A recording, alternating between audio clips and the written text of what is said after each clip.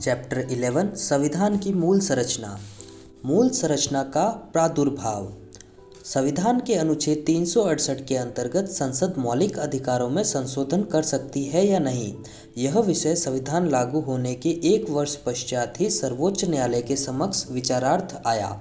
शंकरी प्रसाद मामले 1951 में पहले संशोधन अधिनियम 1951 की संवैधानिकता वैधता को चुनौती दी गई, जिसमें संपत्ति के अधिकार में कटौती की गई थी।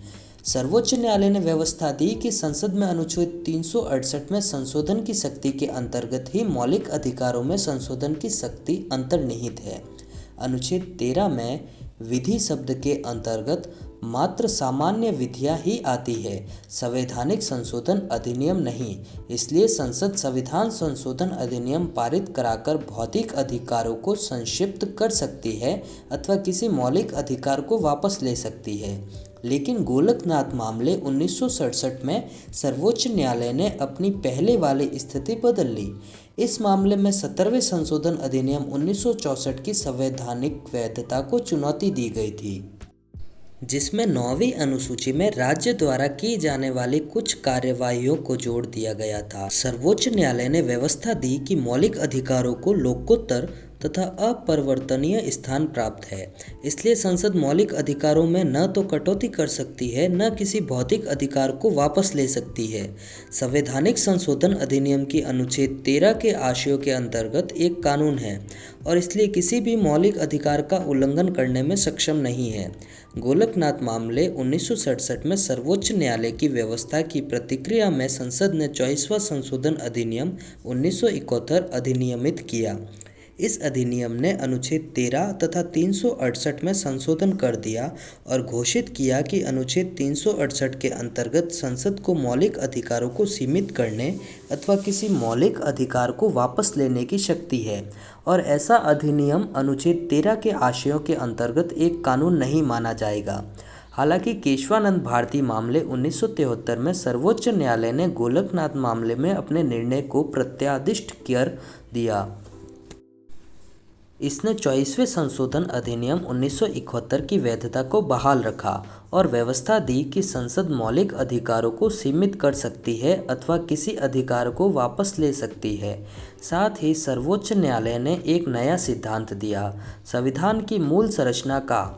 इसने व्यवस्था दी कि अनुच्छेद 368 के अंतर्गत संसद के संवैधानिक अधिकार उसे संविधान की मूल संरचना को ही बदलने की शक्ति नहीं देते। इसका अर्थ यह हुआ कि संसद मौलिक अधिकारों को सीमित नहीं कर सकती अथवा वैसे मौलिक अधिकारों को वापस नहीं ले सकती जो संविधान की मूल संरचना से जुड़े हैं। संविधान के मूलभूत ढांचे के सिद्धांत की सर्वोच्च न्यायालय द्वारा इंदिरा नेहरू गांधी मामले 1975 में पुनः पुष्टि की गई।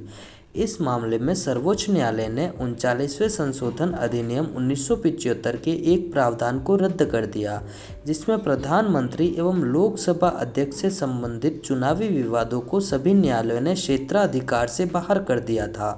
न्यायालय ने कहा कि यह प्रावधान संसद की संशोधनकारी शक्ति के बाहर है, क्योंकि यह संविधान के मूलभूत ढांचे पर चोट करता है।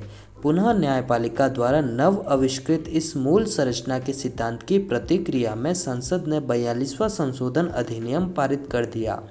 इस अधिनियम ने अनुच्छेद 368 को संशोधित कर यह घोषित किया कि संसद की विधायी शक्तियों की कोई सीमा नहीं है और किसी भी संविधान संशोधन को न्यायालय में चुनौती नहीं दी जा सकती, किसी भी आधार पर, चाहे वह मौलिक अधिकारों के उल्लंघन का ही क्यों न हो। हालांकि सर्वोच्च न्यायालय ने मिनर्वा मिल मामले 1980 में इस प्रावधान को अमान्य कर दिया, क्योंकि इसमें न्यायिक समीक्षा के लिए कोई स्थान नहीं था, जो कि संविधान की मूल विशेषता है। अनुच्छेद 368 से संबंधित इस मूल संरचना के सिद्धांत को इस मामले पर लागू करते हुए न्यायालय ने व्यवस्था दी, चूँकि संविधान ने संसद को सीमित संशोधनकारी शक्ति दी है, इसलिए उस शक्ति का उपयोग करते हुए संसद इसे चरम अथवा निरंकुश सीमा तक नहीं बढ़ा सकती। वास्तव में सीमित संसद को संशोधनकारी शक्ति संविधान की मूल विशेषताओं में से एक है, अतः इस शक्ति का सीमाबद्धता को नष्ट नहीं किया जा सकता। दूसरे शब्दों में संसद अनुच्छेद 368 के अंतर्गत अपनी संशोधन कार्यशक्ति को विस्तारित कर निरस्त करने का अधिकार हासिल नहीं कर सकती। अथवा संविधान को रद्द अथवा इसकी मूल विशेषताओं को नष्ट नहीं कर सकती। सीमित शक्ति का आदाता उपभोगकर्ता उस शक्ति का उपयोग करते हुए सीमित शक्ति को असीमित शक्ति में नहीं बदल सकता। पुनः वामन राव मामले 1981 में सर्वोच्च न्यायालय ने मूल संरचना के सिद्धांत को मानते हुए स्पष्ट किया कि 24 अप्रैल 1973 अर्थात केशवानंद भारती मामले में फैसले के दिन के बाद अधिनियमित संविधान संशोधनों पर लागू होगा। मूल संरचना के तत्व। वर्तमान स्थिति यह है कि संसद अनुच्छेद 368 के अधीन संविधान के किसी भी भाग मौलिक अधिकारों सहित में संशोधन कर सकती है, बशर्ते कि इससे संविधान की मूल संरचना प्रभावित न हो। तथापि सर्वोच्च न्यायालय द्वारा यह परिभाषित अथवा स्पष्ट किया जाना है कि मूल संरचना के घटक कौन से हैं। विभिन्न फैसलों के आधार पर निम्नलिखित की मूल संरचना अथवा इसके तत्वों के रूप में पहचान की जा सकती है। संविधान की सर्वोच्चता। भारतीय राजनीति की सार्वभौम लोकतांत्रिक तथा गणराज्यात्मक प्रकृति। संविधान का धर्मनिरपेक्ष चरित्र।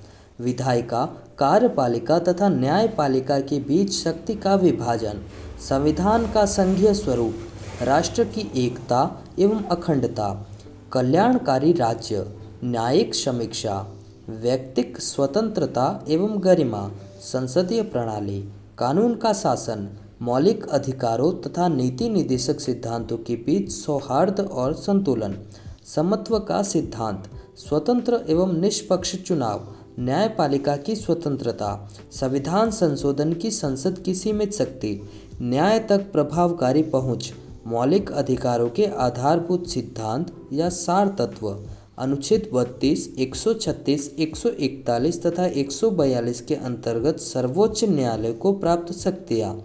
अनुच्छेद 226 तथा 227 के अंतर्गत उच्च न्यायालयों की शक्ति।